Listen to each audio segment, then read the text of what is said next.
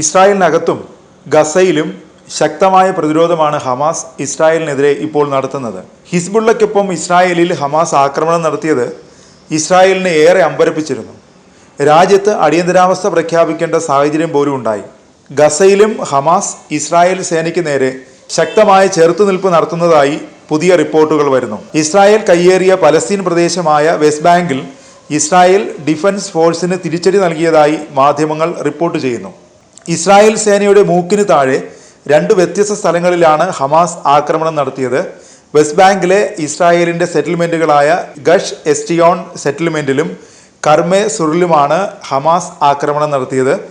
Israel ഗസയിൽ അധിനിവേശവും ആക്രമണവും തുടരുന്നിടത്തോളം കാലം ശക്തമായ പ്രതിരോധം തീർക്കുമെന്നാണ് ഹമാസ് മുന്നറിയിപ്പ് നൽകിയിരിക്കുന്നത്.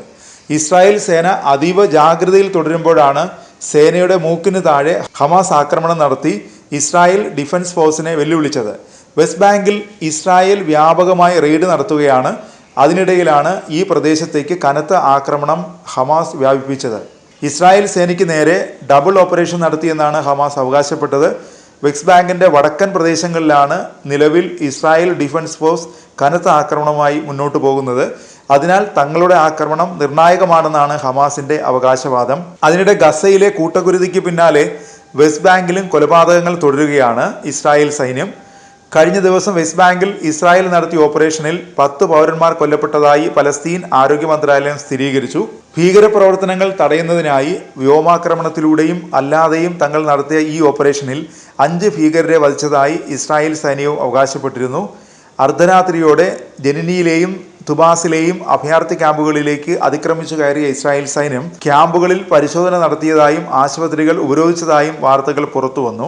വ്യോമാക്രമണത്തിന് പുറമെ മിലിറ്ററിയുടെ ബുൾഡോസറുകൾ ഉപയോഗിച്ച് ജനവാസ മേഖലയിലെ കെട്ടിടങ്ങൾ സൈന്യം തകർത്തതായും റിപ്പോർട്ടുകളുണ്ട്. സമീപകാലത്ത് വെസ്റ്റ് ബാങ്കിൽ നടക്കുന്ന ഏറ്റവും വലിയ ആക്രമണമാണ് കഴിഞ്ഞ ദിവസം ഉണ്ടായത്.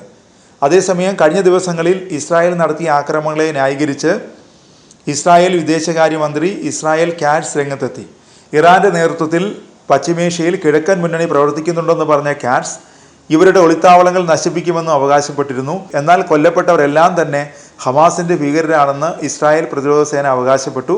ഗസയിൽ ആക്രമണങ്ങൾ നടക്കുന്ന അതേ സമയത്ത് തന്നെ വെസ്റ്റ് ബാങ്കിലും ആക്രമണങ്ങൾ നടത്തുന്നത് ഭീകരവും അപകടകരവുമായ പ്രത്യാഘാതങ്ങളിലേക്ക് നയിക്കും.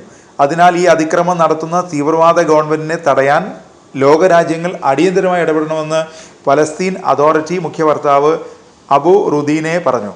ഓഗസ്റ്റ് മാസത്തിലെ ആദ്യ 3 ആഴ്ചയ്ക്കിടെ യുഎൻ്റെ കണക്കുകൾ പ്രകാരം 26 കുട്ടികളടക്കം 128 പലസ്തീനികൾ വെസ്റ്റ് ബാങ്കിൽ കൊല്ലപ്പെട്ടിട്ടുണ്ട്. കൂടാതെ കിഴക്കൻ ജെറുസലേമിലടക്കം ഇസ്രായേൽ നടത്തിയ തെരച്ചിലിൽ 113 പലസ്തീനികളെ തടവിലാക്കിയെന്നും യുഎൻ വെളിപ്പെടുത്തി.